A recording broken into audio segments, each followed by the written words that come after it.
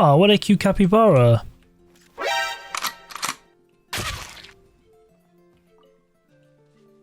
That's what it gets. I can explain. So I spent the last 7 days attempting to master Kinich, a brand new 5-star Dendro Claymore character who will be making his flashy entrance in the second half of the 5.0 Genshin Impact patch. As someone that doesn't usually play Claymore characters, Kinich definitely blew my expectations out of the water. His gameplay in and out of combat is super fun, especially the ability to weave in and out of harms' way makes him an outstanding character against bosses. In the overworld, he's definitely the best character for exploration. Being able to quickly travel through the skies and on the ground, he's definitely a must-have for my team in Natlan. So throughout the 7 days, I made some goals that I hope to achieve as Kinich. My first goal is to level him up to 90. This is usually the easiest goal, and with a whole week's worth of time, I'll have plenty of time to ascend him. My second goal is to deal 100,000 damage with only one hit. Now, to make things a bit more challenging, I will try to do it using a free-to-play weapon, so hopefully I'll be able to still achieve this.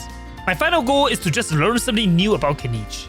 And believe me, I figured out some pro tips through these past 7 days, so make sure to watch the whole video to learn some secret Kinich tricks. This video also took me over 100 hours to make, and a lot of capybaras were sacrificed in making of this video. So if you enjoyed this video, make sure to leave a thumbs up and consider subscribing.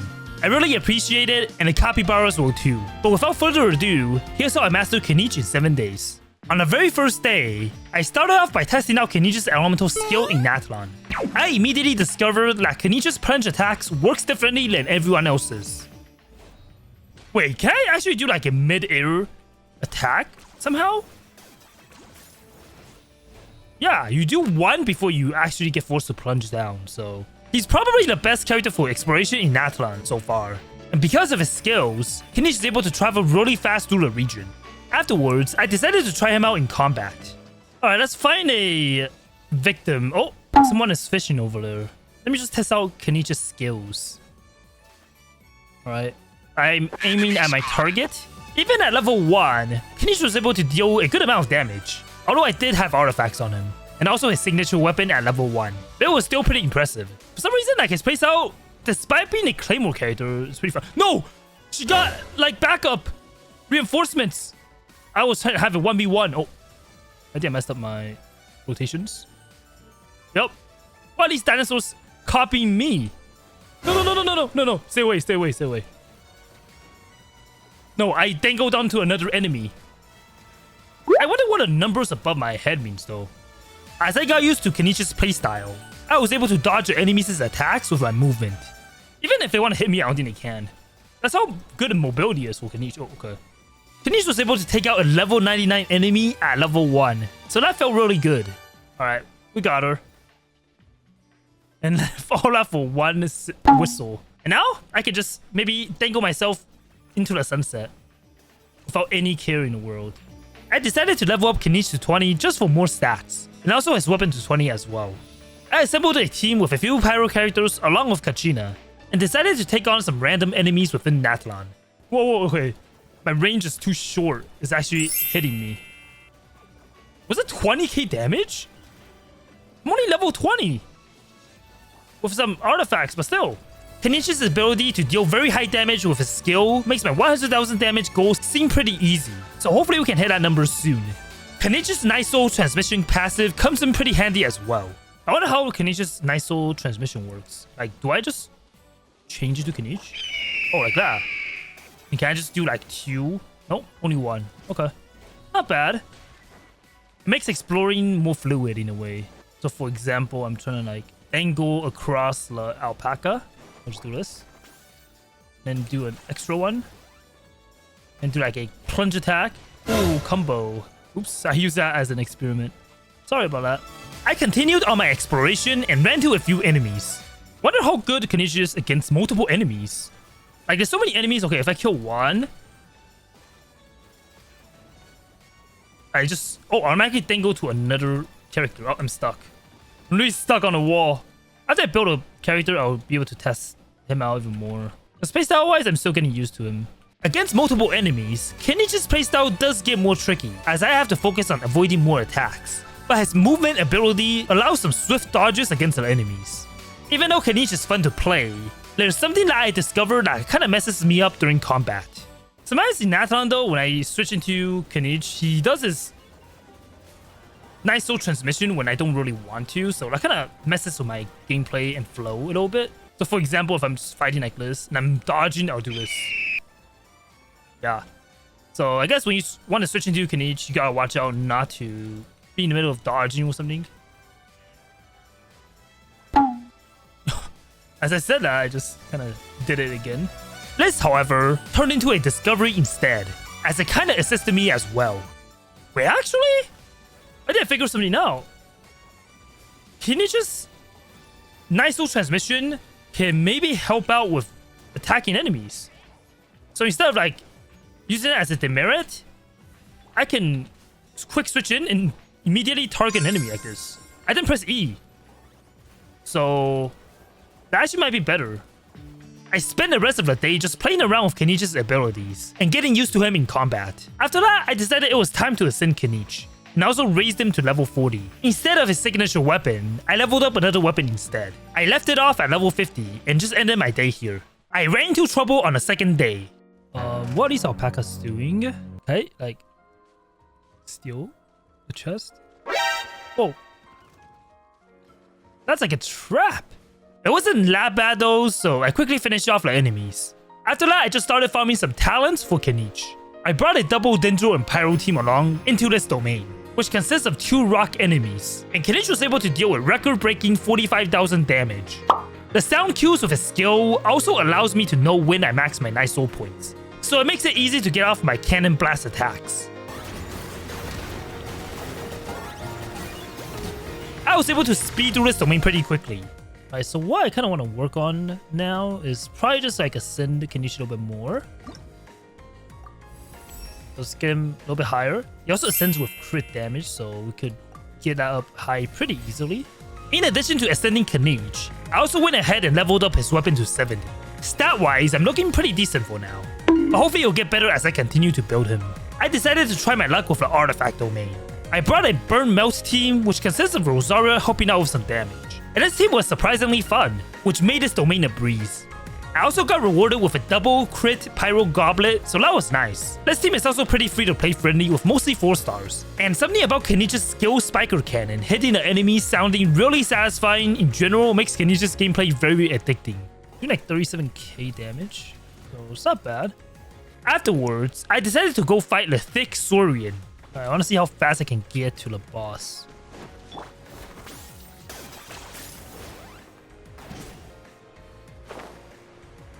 Decently quick.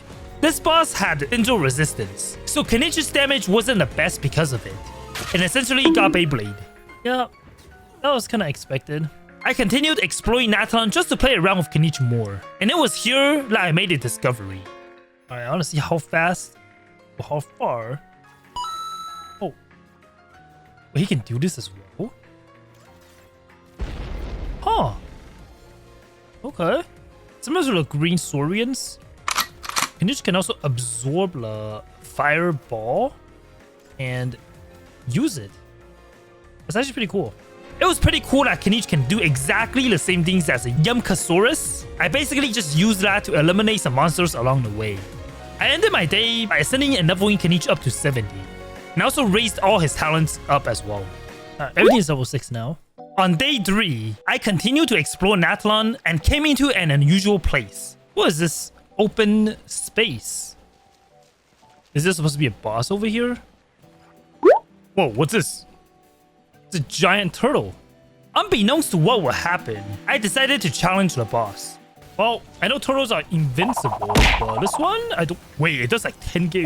Wow. No. What? Can I even get to attack? Huh. Like I might have stumbled upon something I shouldn't have. Because I didn't even know what hit me before. Apparently I just got taken down. Okay, that ball is moving very slowly. And also pretty intimidating. What?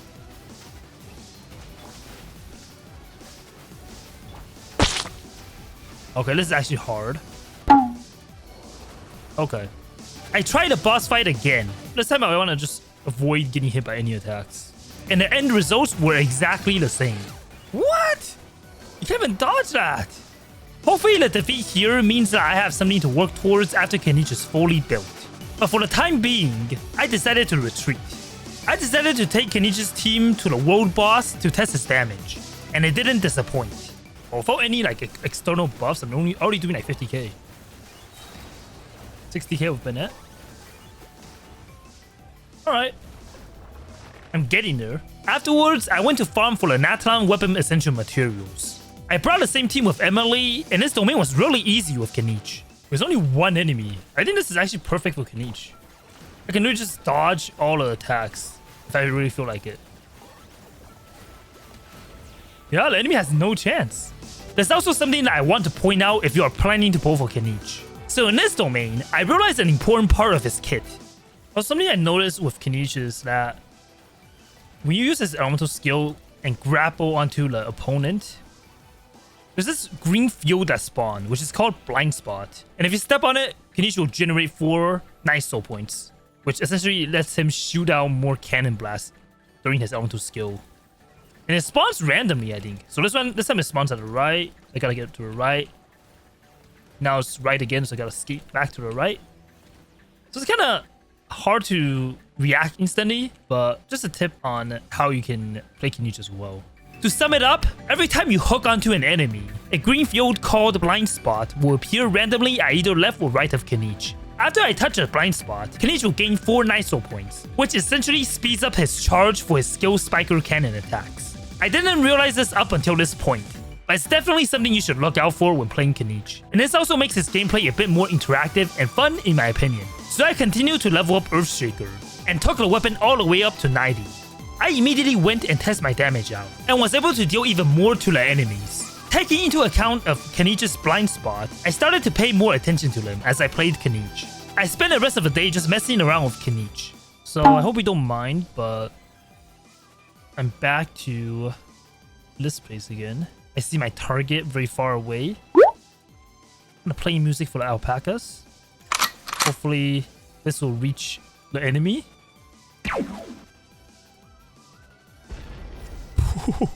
Okay. I think she's mad. This Emily team is probably one of the best because the damage output is just really high. But this also was my first time trying out Kinich against an enemy that can take more than 1 hit. So it was a pretty fun fight overall. I started off day 4 by quickly ascending Kinich once again. I also raised his talent level for his skill to level 8. So he should hopefully reach the 100,000 damage mark soon. I decided to start off the day by farming more artifacts, and brought a Dia, Toma, and Yao team alongside Kinich. Well, 98k without even Bennett. It's only a matter of time before I complete my damage goal. I got some nice artifacts for my first run. Why does it have to be this set? Why is it not obsidian?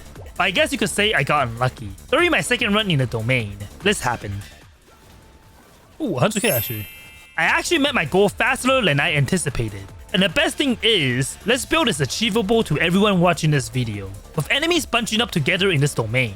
It was also a nice opportunity to show Kinich's AoE potential against multiple enemies. After my artifact farming session, I gained a false sense of confidence and decided it was time.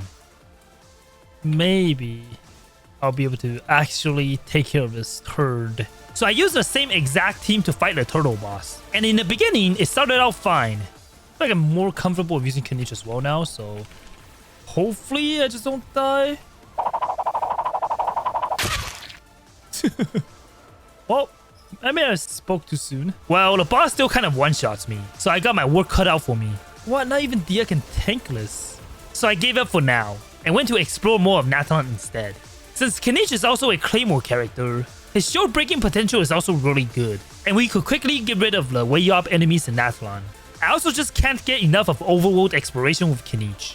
Not only his combat, but his exploration just feels very fluid and satisfying to me, like I can do this for hours. Anyways, I went ahead and challenged the Mountain King again with Kinich to test out my damage. Even though the boss had dental resistance, my damage was still pretty high. Despite that, this boss fight was also really enjoyable with Kinich since I was able to maneuver around its attack better, so that made it fun.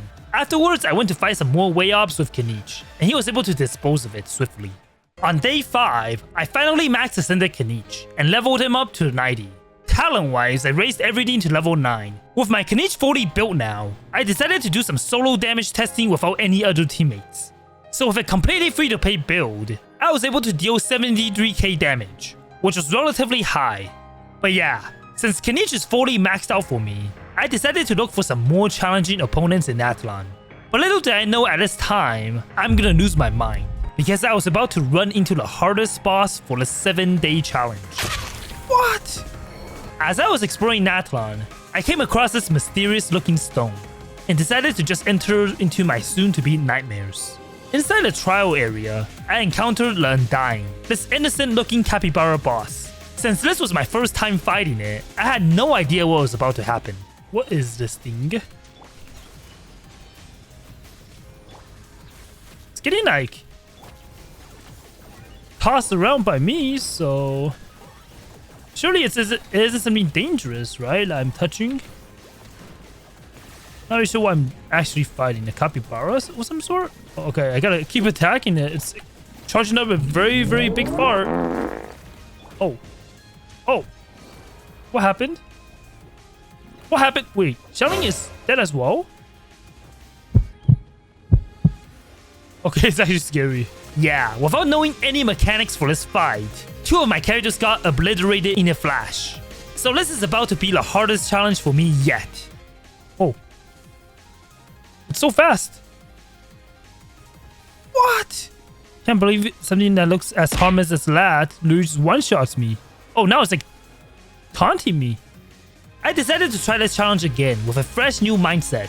And like before, the battle started out well. Kinich was able to dance around the boss's attacks while getting a lot of damage in. That is, until the capybara starts its notorious butt-shaking dance. I tried everything that I could to interrupt it to no avail. And once it charged up, Kinich just got deleted. Well, hope was not completely lost just yet. Okay. I staggered it again. I managed to land a few good hits in before it started to charge up again. And as you know, the rest is history. What? I decided to retreat for now and went on a training arc before I go back to challenge the boss. Alright, so I need my own training arc.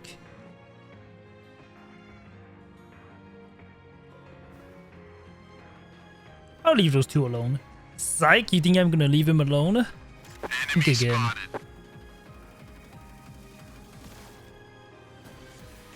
Oh, I only got 1. Okay. I might have been too harsh on the capybaras, but hey, let's training might just be what we need. Anyways, I made my way back and brought the Emily team along with me to challenge the capybara boss once again. As usual, the fight started off well since I was able to sneak in a good amount of damage. But you probably know where this was heading, as the capybara started to raise its butt. This time, I have a plan. I'm just gonna stay away so I can actually react on time.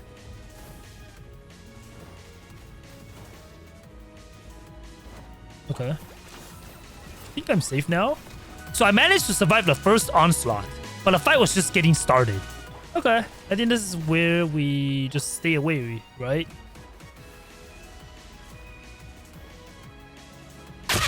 What? I dashed! No, it's lag. With Emily out of the picture, this fight just got a whole lot more challenging, and I started to play a bit scared. Worst off, the boss still had a healthy chunk of HP. After the boss started its charge up stance once again, I accidentally did this genius idea. Oh, well, not until I got tackled out of the sky. What? But this literally changed everything, since I could just avoid the tackles by chilling in the air, which bypasses the most dangerous part of this fight. So get me now, huh? I'm super upset. But yeah, like this video for the capybara giving me a hard time. Well, Kinich eventually took down more than half of the boss's HP, and things were starting to look up since I got more used to the boss's attack. But all good things must come to an end. Good thing there's no time limit. What? No!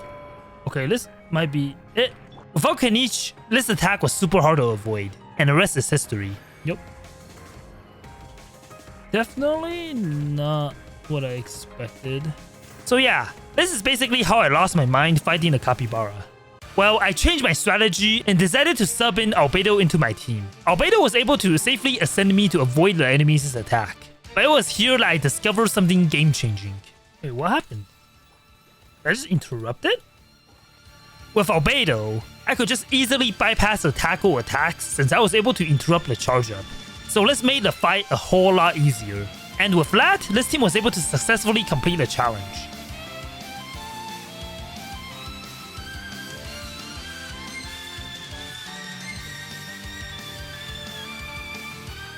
That's coming full circle, huh? But yeah, after that, I just ended my day here. No, get away, get away! Oh, what a cute capybara. So I started my villain arc, 6th day, ascending the Fang of the Mountain King, which is Kinich's signature weapon. I leveled it up all the way to 90, and realized that the weapon had a really high base attack and a bit of crit rate to aid with more consistent crits. Equipped with a brand new Claymore, I decided to try out my damage against a red dragon boss. Damage-wise, I was able to deal 170k with my first blast, and record high 200k, which finished off the boss. I also went back to the Electro Turtle boss, and if you remember from day 4, I had a rough time against it. With all my training over the past couple of days under my belt, surely this will be an easy fight, right? I'm here again to seek revenge on this turtle. It's not a very hard local legend, but I believe I will be able to do it. Gotta avoid some dangerous attacks and keep my distance, I believe. That should be good. Like how Kinich has like the perfect distance as well to avoid the boss. Kinich dealt a really good amount of damage to the boss, but it retaliated instantly. Luckily, I was able to survive the first onslaught and successfully staggered it. I used this chance while it was down to put some damage against the boss. The attack that I had to watch out for was definitely the spinning attack, and since the spin speed was very fast, I had to think quickly. Luckily, the boss wasn't able to do anything afterwards, so the rest of the fight just went smoothly. And this is the only thing we get, some raw meat. I don't even want your meat. With day 6 behind me, on the final day, I mostly just went around Teyvat to speedrun bosses along with Kinich. The first boss I tried was the Coppelia in Fontaine. This fight honestly fits Kinich really well with the whole ice skating theme, and we easily defeated the boss. After that, I went to challenge the Knave. I had to watch out as she hits pretty hard, but Kinich was able to evade a good amount of her attacks with his skills. The second part of the fight was pretty similar, and it only took 3 shots to take down the boss. I also went to challenge the Scaramouche boss to see how much damage I could do. I had to get used to the first part of the fight. This boss battle is kind of weird, since we don't get to go behind him. But I guess it works out. For the second phase, it was mostly just a waiting game, but it didn't stop me from doing these tricks. After weakening the boss, it was time to see how much damage Kinich could do. I was able to do around 370k, but with reactions, I might be able to do even more damage. Sadly, the boss couldn't withstand my other attacks, so the fight quickly ended. Over the past week, I definitely had a blast mastering Kinich. His kit just makes exploring Natlan even more fun, and with passives that allows you to shoot a fireball just makes him more flexible while exploring in Natlan. As a DPS, he's definitely one of the more unique characters in the game. Being able to see the big numbers with a free-to-play build was also refreshing, and even though I personally was not a fan of the typical Claymore playstyle, Kinich is definitely someone I'll never get tired of playing, at least during my 7 days. Thank you so much for watching this video all the way to the end, and if you enjoy my content, make sure to give it a thumbs up, as it helps motivate me to put out more content like these. If you have any questions, make sure to comment down in the comments below. Also consider subscribing to the channel if you haven't already, and I'll see you in the next one.